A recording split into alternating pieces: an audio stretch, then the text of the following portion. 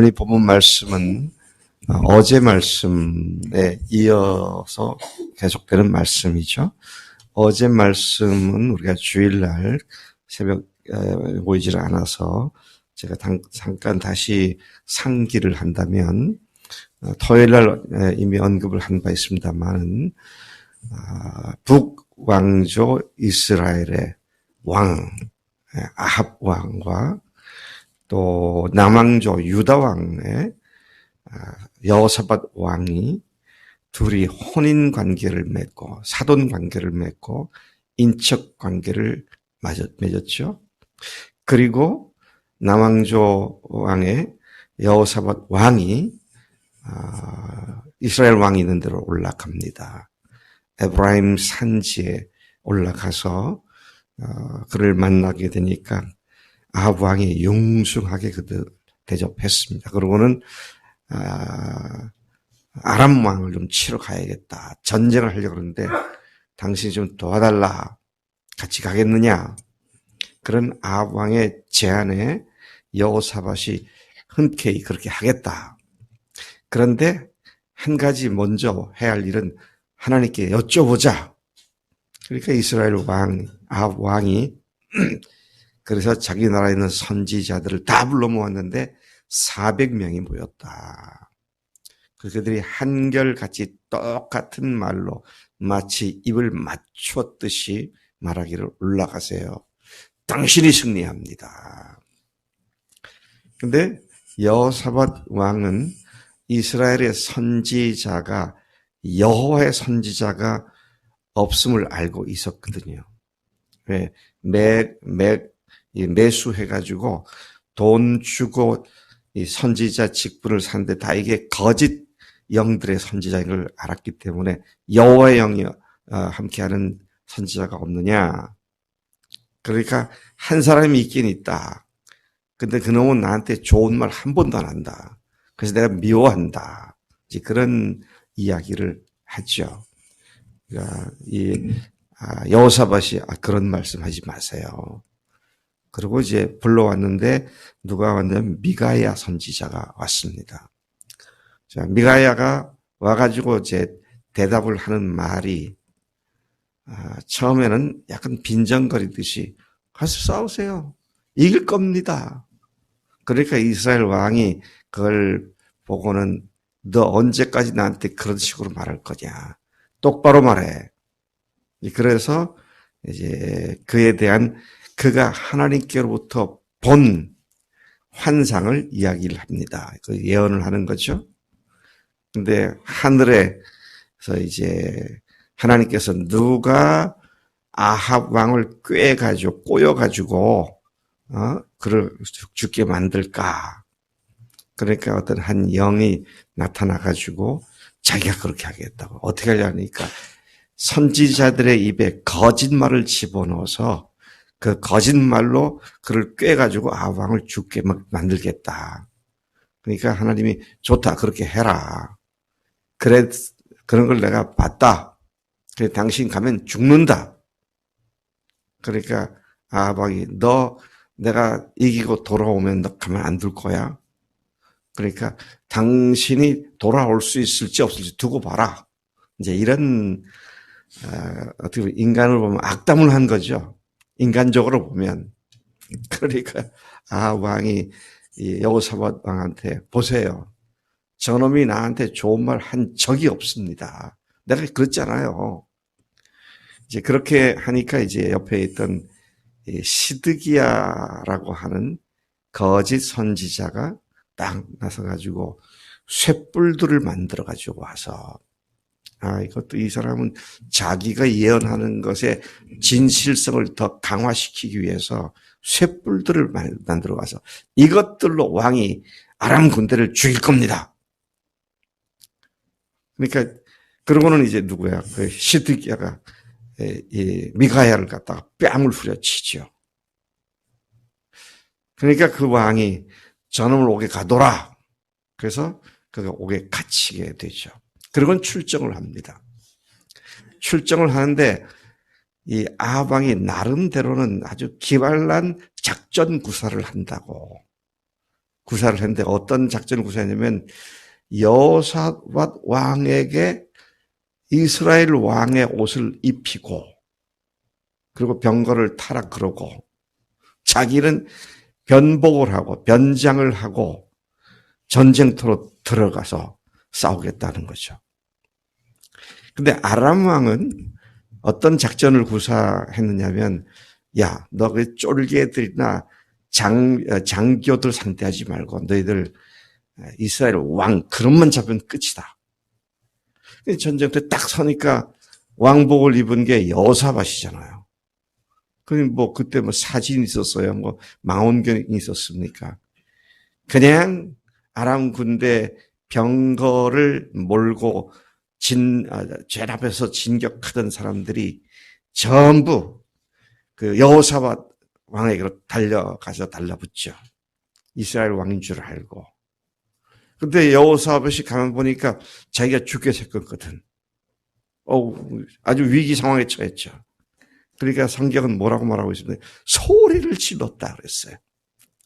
소리란 말은 비명소리였겠죠. 그러니까 얼마나 놀랐는지 그가 소리를 지르고 비명에 가운 소리를 지르죠. 자, 이런 상황 속에 우리 말씀을 보면 하나님께서 그를 병거의 지휘관들, 전차부대의 지휘관들이죠. 그들을 감동시켰다. 그들을 감동시켰다는 말은 그들로 하여금 깨닫게 했다는 말이 되겠죠. 저기 이스라엘 왕이 아니었구나. 그러고는 추격을 멈추고 다시 돌아갑니다. 자, 그렇게 하고 아합 왕은 진중에서 열심히 싸우다가 무심코 적병이 쏜 화살에 갑옷 솔기에 화살이 맞아가지고 부상을 입었다. 갑옷 솔기라는 말은 옛날에 전쟁할 당시에 갑옷은 이 쇠조각들을 쭉 하나하나씩 연결시켜가지고 그런데 솔기라는 말은 그 쇠조각과 쇠조각 사이에 연결된 그 틈새에 화살이 꽂힌 거죠. 근데 여기서 기록하고 있는 것은 무심코 쏜 화살이 그렇게 말을 합니다.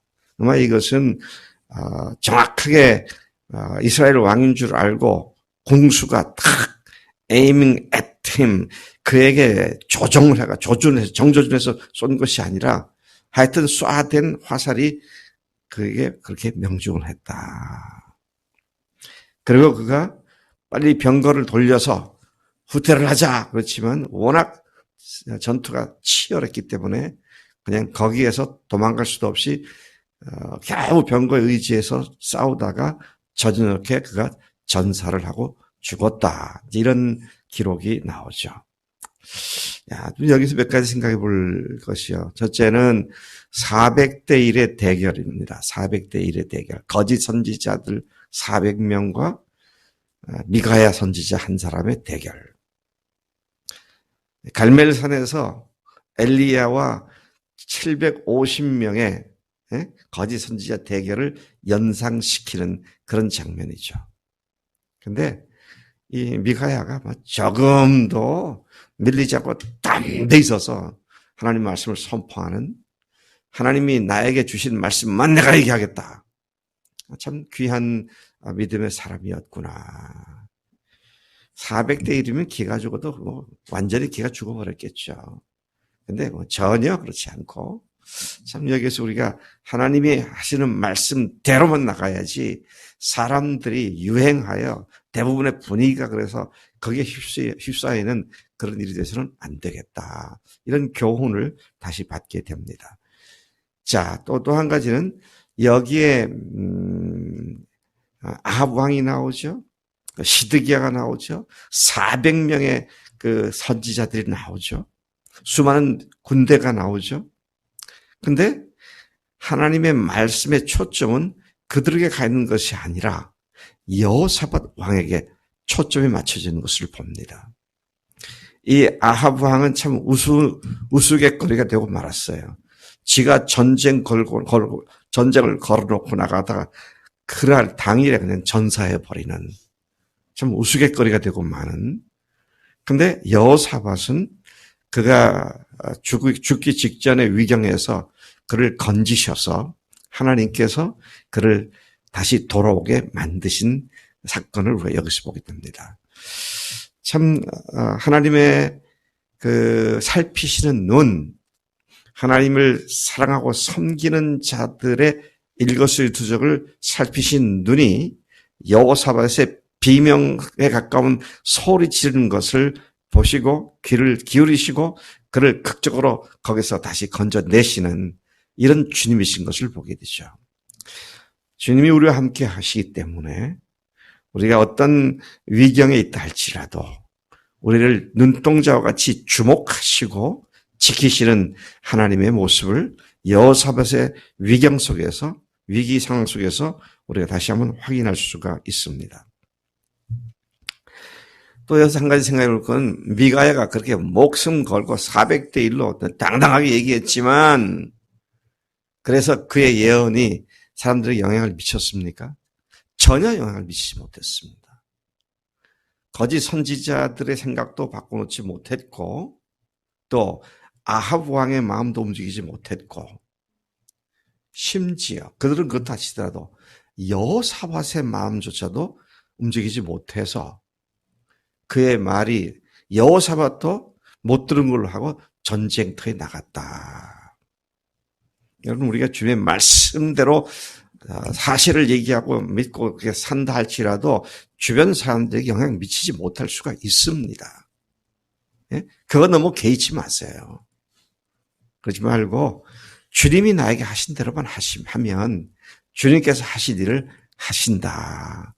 우리는 이 미가야를 특별히 생각해 볼 때 참 하나님의 사람의 바른 자세가 이런 것이구나. 이걸 배울 수가 있죠. 자, 그리고 이제 돌아왔습니다. 예루살렘 돌아왔어요.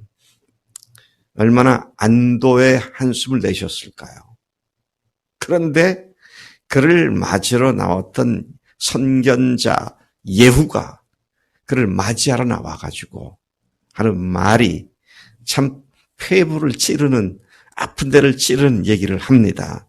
뭐라고 얘기를 하냐면 19장 2절에 보니까 왕이 악한 자를 돕고 여호와를 미워하는 자들을 사랑하는 것이 옳으니까 그러므로 여호와께로부터 진노하심이 왕에게 임하리이다. 그러나 왕에게 선한 일도 있으니 이는 왕이 아세라 목상들을 이 땅에서 없애고 마음을 기울여 하나님을 찾음이니이다 하였더라. 왜 여호사밧이 이토록 미련스럽게도 북왕조 이스라엘 왕 아합과 사돈 관계를 맺고 그리고 선지자 미가의 말을 듣고도 그냥 전쟁터에 나가서 이런 개망신을 당했는가? 왜 그랬을까요? 이게 우리 모습인 것 같아요. 내 마음에 뭐가 하나 꽂히면 이거 꼭 해야겠다 그러면 세상에 누가 무슨 말을 해도 미련스럽게 계속 고집스럽게 그렇게 하는 때가 많이 있잖아요. 여호사밧이 그런 실수를 한 겁니다. 나중에 보면은 다음 왕, 이스라엘 다음 왕과도 또 화친하려고 노력을 합니다. 아마 그의 마음에는 내 당대에 남북 이스라엘을 통일시켜야겠다. 아마 그런 마음이 있었던 것 같아요. 그렇지 않고서 어떻게 하나님을 믿지 않고 우상, 바알신을 섬기는 왕과 혼인 관계를 맺고 그가 죽을 거라고 예언되어진 전쟁터에 자기도 뛰어들어갔고 그런 일을 하겠느냐 하는 것이죠. 참 이런 것들 보면 제가 말씀을 쭉 묵상하다가 야, 이 사람 한 군데 꽂히니까, 마음이 꽂히니까 앞뒤 전후 좌우 분간을 못하는구나. 여러분, 내가 꼭 하고 싶은 좋은 일이 내 마음을 꽂아가지고 하나님의 말씀도 들리지 않게 만드는 그런 것이 있어서는 안 되겠다는 것이죠. 여러분, 제가 자주 얘기를 하잖아요. 저는 앞으로 미래에 대한 계획이 아무것도 없다고. 왜요? 과거에 제가 그 미래에 대한 비전에 꽂혀 살다가 너무도 많은 어려움을 당한 경우가 있어요. 근데 내가 이루어야겠다 아니고 주님이 그때그때 주시는 말씀과 믿음을 가지고 주님의 일을 어떻게 이루시는가 잘 살피면서 순종하는 이게 하나님을 제대로 섬기는 길이더라고요.